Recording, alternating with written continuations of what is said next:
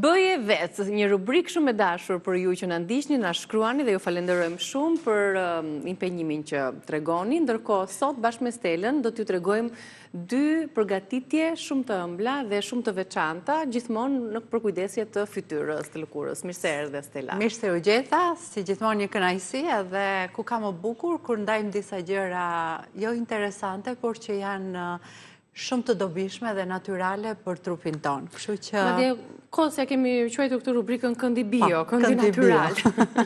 Edhe i shohim shpesh produktive dhe momenteve që lidhen me shëndetin. Ku ka më bukur pastaj të emisioni jot që të flasim gjithmonë për gjëra natyrale. Kështu që fillojmë pa Çfarë do na tregosh sot?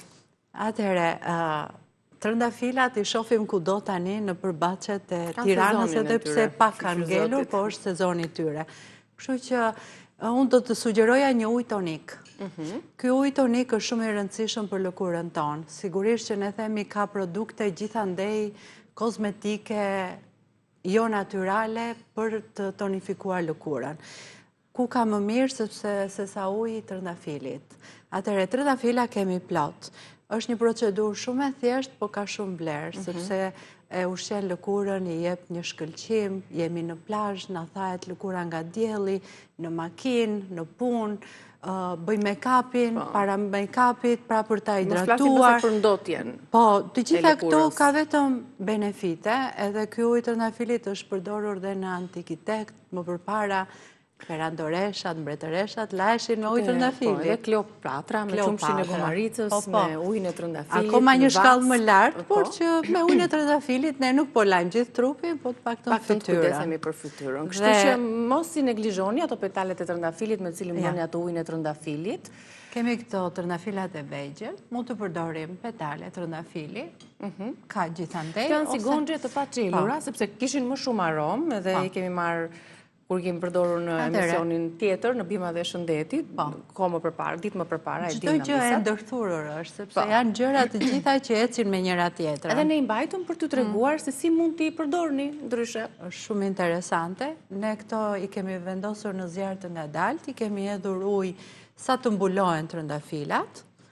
E kemi vënë në zjarr të ngadalt që mos të shkatërrohet dhe shumë trëndafili dhe do ta shikojmë që këto e kanë humbur pak ngjyrën e tyre, se ishte ajo roza e bukur, dhe ja kur kemi përfituar lëngun. Të cilin do ta pullojmë. Lëngun e kemi këtu. Tani ky lëng është ujë trëndafili 100%. Ka dhe një mënyrë tjetër akoma më e mirë që bëhet me ujë të distiluar. Ne këtu kemi hedhur ujin e çezmës, por që mund të bëjmë edhe një mund ta bëjmë me atë avullin që mos të preket të zjej direkt trëndafili, si në banjomari. Por që kjo është mënyra më e thjeshtë dhe efektin e ka shumë mirë. Në banjomari ruhet më shumë aroma, akoma më tepër, po ashtu edhe vlerat e trëndafilit dhe çdo gjë tjetër. Nuk kemi aq shumë kohë që t'i bëjmë të gjërat aq me kujdes, por dhe kjo ka një rezultat shumë të mirë, kështu siç e kemi, kjo duron një javë, e mbajmë në çantë, në zyrë, ku të jemi. Për shembull, në një përdorim të dytë apo të tretë të ujit të trëndafilit, përveç se kësaj të parës që është hidratuese, freskuese, aromatizuese e fytyrës dhe të vjen dhe një aromë mirë e pastër e freskët e trëndafilit, por mbase se ne kemi patur në fakt eksperiencat të mëparshme këtu, kemi përgatitur me dyllin e bletës, duke i shtuar vajin e kokos apo një vaj tjetër, dyllin e bletës dhe këtë lëngun e trëndafilit për të vendosur pastaj në një provës të vogël dhe ta përdorim si krem fytyre. Krem hidratues. Për fytyrat, po që kanë fatësi. Edhe kjo aroma e trëndafilit është shumë e mirë. Kështu që siç e kemi këtu, ne kemi hedhur në një kontenitor dhe e përdorim. Gjatë ditës e përdorni si spray. Ndihesh ekstra e freskët. Edhe aroma që shpërhapet është shumë e mirë.